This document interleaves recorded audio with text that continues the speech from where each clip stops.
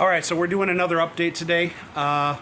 We went all the way out to the backside of Centralia between Mossy Rock and Centralia and picked up some fender covers for this, but they're for a semi-truck, so they're a lot bigger. But I'm just mocking it up and seeing if we can even get it to fit in a somewhat good-looking environment. They actually look good for anybody who likes slammed vehicles and stuff right now. They're just sitting on the fender, so they're like as low as they could go. We're definitely going to be raising them up, make sure we have the proper clearance for the amount of weight that we can handle on the back. Well, let's take a look at that.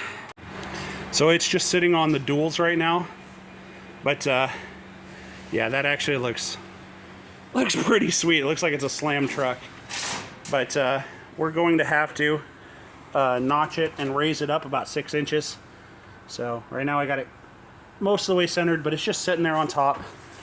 So we're definitely going to adjust that. I think we're going to I think 8 inches is about the travel till the bump stops. So if we lift up the center 8 inches and then re-bracket it all, remove these mud flaps, and we're going to mount them sideways across the back underneath the rear lights. And I've got a nut riveter tool so we can nut rivet everything into the metal brackets and then bolt clear through the rubber with washers or the poly fenders. I can't quite get it far enough in because these are meant for a semi-truck. They're hitting the springs. So I'm probably going to actually notch above the springs once I find the right height, give it enough travel room, and then notch in towards the first rib and then down, which will allow it to travel up and down and drop 4 inches further in. Because right now we got about 6 or 7 inches on this side. So if we go 4 inches back, it'll center it out a little better and give it a nice mud flap and a mean look. But those things for semi-trucks, they're not cheap. So we managed to get a great deal, and I think I paid 20 bucks for them. So we're going to make them work. We're going to build custom brackets and get them on there for now because we're in the middle of rain season in Washington, and then we'll move everything around. It'll look real good. All right, so this is the back of the Peterbilt chassis on our van, and it's got a 1-ton dually, and this is a semi fender wells. Look how low that is. That thing is slammed right now. We're still gonna have to lift it about 4 to 6 inches. But yeah, we're getting there. Tuck and rim. There's the old blower fan and heater air conditioner unit that was in the bottom of the sleeper.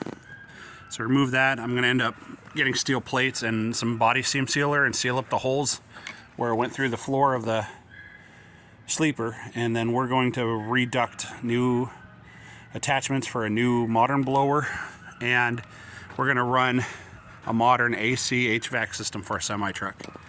So that's just the start. I just wanted to let you guys see that. It's pretty good size too. This thing barely fit through the baggage door, but we didn't have to cut any wires, or we were just able to unhook all of the ends. So we'll probably repurpose some of the wiring in there for other things. But yeah, that thing is, it's gross. So I was like, I'm not reusing that. Thought I would take a moment between all of these rain squalls, got a moment with sun, and show you what I've been working on down in the cargo compartment in the side of the sleeper unit. So what we did was we went through, we pulled the AC unit out, cleaned everything, tucked up a bunch of the wiring, and then went through and re-insulated it all. And I was really happy with the insulation. The insulation that we chose was not very expensive. It's on Amazon, but usually I get the hard, like it's almost like rubber or tar, and it peels and stick with the shiny side on one side. But this time we went with like it's more of a foam soft rubber, and it's lightweight, and it still does amazing with sound deadening and moisture barrier and temperature barriers. So let me show you what we got going on. All right, so here we are on the passenger side, and this is the baggage compartment. And as I open it up, we look in there, the whole floor, I even wrapped it up onto the inner panel wall a little ways, fully insulated and sealed. You can see some loose wires in here still that I have to go through and tidy up. A bunch of those is we're gonna put batteries down here in the bottom. I got to put the trays and mount them, and then it's where the battery isolator is going to be, voltage controllers, and then we'll have hardlined above the sleeper, there's a shelf that we're going to mount a 1200 watt power inverter, and the other one is going to run through We're going to put a small hole in this back corner, and it's going to run all the way through to the driver's side. There's another compartment area, and that's where the 4,000 watt power inverter is going to sit. And then I also am thinking about putting an air duct down here in the bottom with a fan expelling air out the bottom. So it's going to have like a 12 volt DC 140 millimeter fan bolted to the floor, just to get better circulation and keep any type of gases or electrical smell out of the unit. But it's coming along. It's looking pretty good. I also, in the front area, I started doing the whole floor where all the feet are on the bottom of the closet and everything, and put down foam barrier on top of that. And then we're going to probably put carpet over the top of that. So we're getting there. I haven't figured out exactly what the top layer is going to be yet. And then up above where we sealed and patched that off, I also put sound barrier across all of that and deadener to insulate all of that as well. And then I still have 15 or 20 more sheets of that stuff. So I'll probably go along and find areas where I bonk on the side of it and find a soft spot for sound. Like if the metal, it flexes at all, then I'll peel and stick that on the back of the metal of the chassis, just to get rid of any kind of vibration or rattles or noises, because I would eventually like to get it just perfectly silent, at low a decibel as possible. If it could turn into a library in there, that would just be wonderful.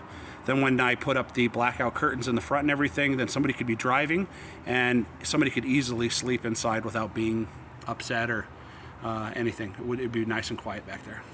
I've also decided that instead of adding additional speakers from the front stereo system into the back, I'm probably actually going to just put a subwoofer and sound bar that's 120 volts, because I'm only going to be using it a couple hours here and there when I'm just having entertainment, like after we've driven all day. So I can easily run off the power inverter, and then I can just Bluetooth sync that to a laptop or a phone or the other electronic device. And that sleeper's so small, a sound bar and a subwoofer would sound amazing.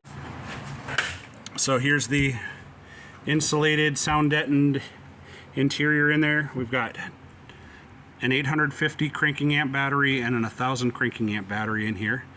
And then we've got the wires going from the third battery underneath the sleeper. So there's two batteries already on the van, and then 2 inside the sleeper. And then we've got it all wired up here, and goes to this controller. It says 12.5 volts. And then that goes in here. So it's a battery isolator. All right, start it up. We'll see if it goes up. All right. 14.1, 13.9, 14 flat. There we go. It's charging. The charging light kicked on. All right. So it'll keep all of these charged up. But if these drain, it's not going to kill the batteries that start it. So there's one in the engine compartment, one on the frame, and then there's 2 more batteries in the sleeper. So we were upgrading today. These are the headlights that came out of it. They're still in good shape, but they were kind of yellowy. And I have pretty bad eyesight at night, especially when I'm spending miles and miles on the road at night. So we replaced these. So you can see right now, yeah, they're crazy bright white. They're 28,000 lumens. So way brighter. So we changed them to these really high-end LED ones that have high and low beam on them. And they bolt into the exact same spot, stock harness. And the high beam is like the really bright part, but I don't really need that. But yeah, it's night and day difference. So when I turn on the high beams when I'm out on the country roads by myself, oh, it's beautiful. I can see for miles.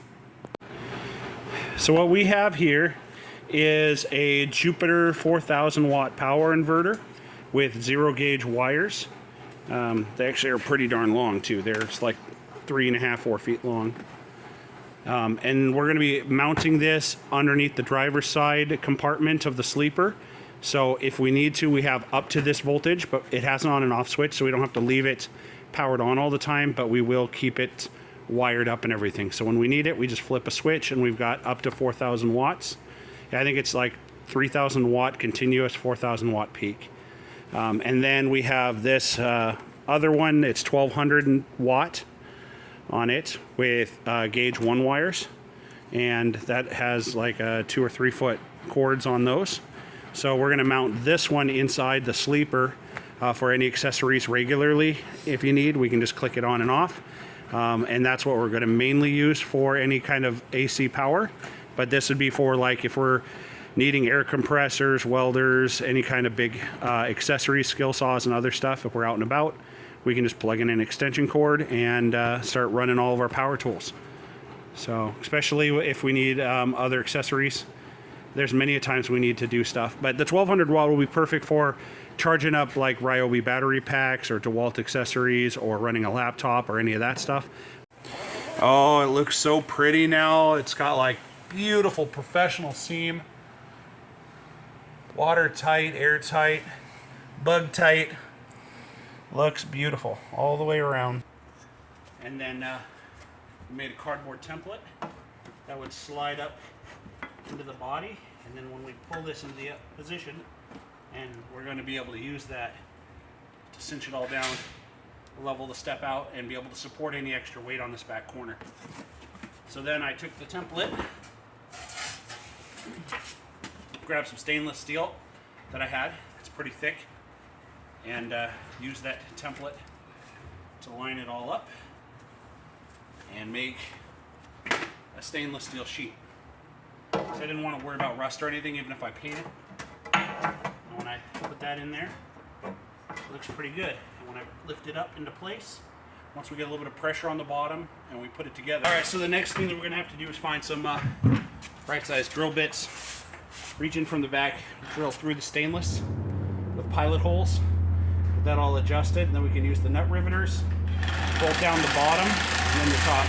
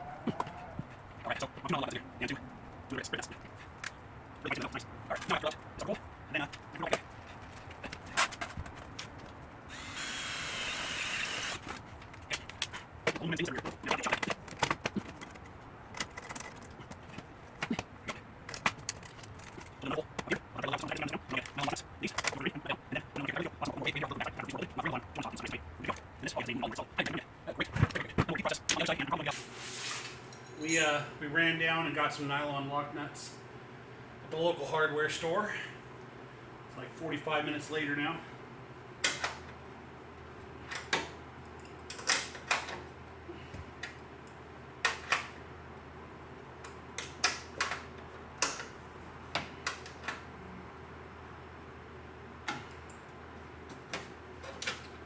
All right, so now I'm going to bring you a little bit closer. Show you exactly what it looks like. And as an example, the whole vehicle's shaking, but it's stout. Like, it's really good. So